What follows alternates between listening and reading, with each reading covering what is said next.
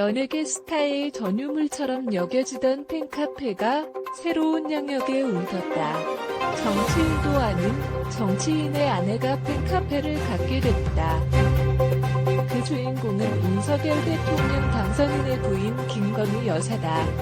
김 여사는 2009년부터 코바나 콘텐츠라는 전시기획사를 운영한 전시기획자다. 지난해 12월 19일 포털 사이트 네이버에 개설된 김 여사의 팬카페 건사라는 4월 11일 현재 회원이 88,744명이다. 2월 중순 7만 명대였는데 이후 2만 명 가까이 더 늘어났다. 화창한 봄날 건사랑 개설자이자 매니저로 활동하는 김맨 팬카페에서 사용하는 닉네임 이승환 씨를 만났다. 이 씨는 처음 카페를 개설할 때만 해도 회원 수가 이렇게 큰 폭으로 늘어날 줄은 예상하지 못했다고 털어놨다.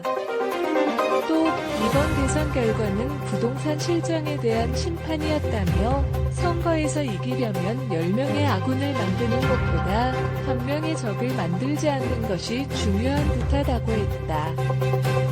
이 씨를 만난 곳은 그가 운영하는 경기 성남시의 한 안경점.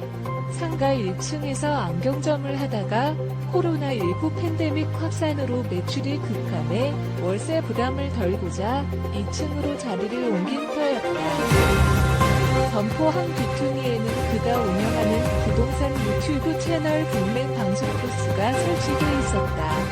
김 여사의 대형 포스터 사진과 사진들을 프린트한 팬카페 티셔츠, 건사랑 로고가 들어간 마스크도 눈길을 끌었다.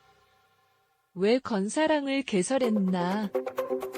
작년 12월 중순 김건희 여사 의혹 보도가 많이 나왔다. 언론에 비친 모습이 힘들어 보였다. 주위에 사람이 너무 없구나, 캠프 내 의전이나 보호 조치가 제대로 이뤄지지 않는구나 싶었다. 김 여사를 좋아하는 사람이 많다는 걸 보여주기 위해 팬카페를 만들었다. 처음엔 200명 정도로 시작했다. 대부분 부동산 스터디 카페 출신이고 윤석열 당시 대선 후보의 팬카페 사람도 많이 들어왔다. 나는 부동산 스터디와 윤석열 팬카페 회원이었다. 어떻게 사람을 모았나? 유튜브에서 빅맨이라는 팬카페 아이디를 내걸고 부동산 관련 방송을 한다. 유튜브 방송을 듣고 온 분이 200명이다. 1월 15일까지도 회원수가 200명 수준이었다. 2월 16일 MBC 시사 프로그램 스트레이트가 7시간 녹취 음성 파일 중 일부를 방송한 다음 날부터 6일 동안 하루 1만 명씩 회원이 늘었다. 정말 신기할 정도였다. 회원은 주로 어떤 이들인가?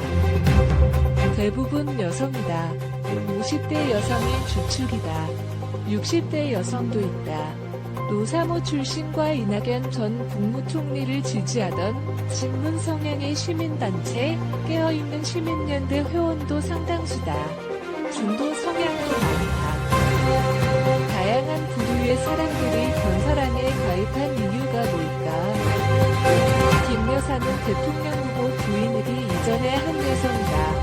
민주당이 겉으로는 페미니즘을 내세우면서 여성의 인격을 존중하기는커녕 무참히 짓밟았다. 그런 이중적 행태에 분노한 사람이 많다. 팬카페 회원 중 원래 민주당원이었던 분이 많다. 팬카페 운영진 중에도 있다. 얼마 전까지 민주당 권리당원이었고 경기도와 관련된 일을 한 분도 있다. 이낙연 전 총리 지지자는 어떤 이유로 팬카페에 가입했나? 이재명 후보는 찍을 수 없다는 것이다. 여자분들은 욕설을 들으면 기겁한다. 그럴 바엔 윤석열을 찍겠다는 것이다. 지난 대선에서 문재인 대통령에게 투표한 이들 중 일부가 보수정당에 투표했다. 원인이 뭐라고 생각하나? 부동산 문제가 가장 크다. 이번에 호남에서 윤석열 후보 득표율이 12%가 넘었다. 20%에 미치지 못했어도 결코 적은 숫자가 아니다. 호남에서 이전까지 가장 높은 득표율을 얻은 이가 박근혜 대통령이다. 10%였다. 근데 이 이번에 2%가 더 높게 나왔다.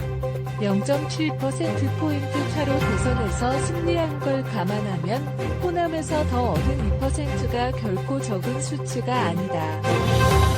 광주 봉선동은 서울의 대치동, 분당의 순회동처럼 학군이 좋은 곳이다. 거기서는 윤석열 후보의 득표율이 40% 가까이 나왔다. 종부세를 비롯한 부동산 정책의 영향이 아닐까 싶다.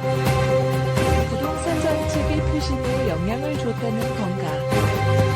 종부세 대상자가 전체 인구의 1.8%로 알려져 있다. 민주당은 1.8%의 돈을 빼서 나머지에게 주면 자기네한테 유리하다고 생각했을 것이다. 그러나 1.8%를 확실한 적으로 만든 셈이다.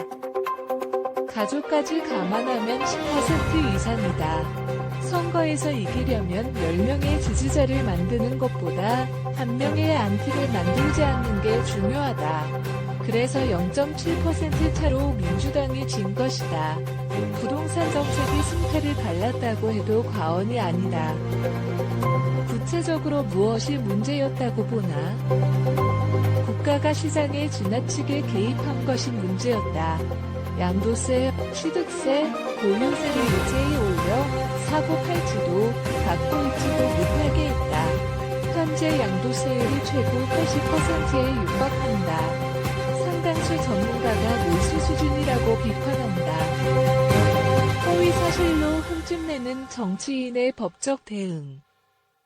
대선을 앞두고 건사랑 회원들이 안철수 국민의당 대표 및 의원들에게 문자 폭탄을 보냈다고 들었다. 우리는 정권 교체를 위해 야권 후보 단일화가 반드시 성사돼야 한다는 견해였다. 최대한 정중하고 예의 바르게 많은 문자를 보냈다.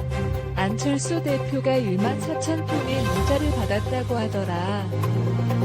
그만큼 절실하고 절박한 유권자의 마음을 안 대표도 헤아렸을 것으로 생각한다. 국가의 대의를 위해 안 대표가 이번에 양보했으니 다음 대선에 나오면 적극적으로 지지할 생각이다. 물론 당내 경선에 나왔을 때 얘기다. 건사랑은 어떤 활동을 하나?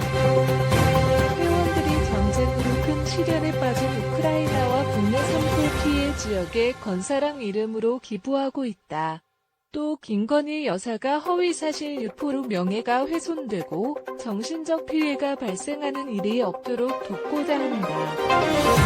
김 여사가 건진법사의 신딸이라는 의혹을 제기한 최민희 전 의원 등을 고발했다. 우리는 일반인이 아닌 정치인만 고발할 것이다. 민주당이 180석을 믿고 김 여사를 계속 공격한다면 좌시하지 않을 것이다. 지역별 오프라인 모임도 계획하고 있다. 건사랑을 지켜보는 눈이 많은 만큼 김 여사에게 누가 되지 않도록 좋은 일을 많이 할 것이다.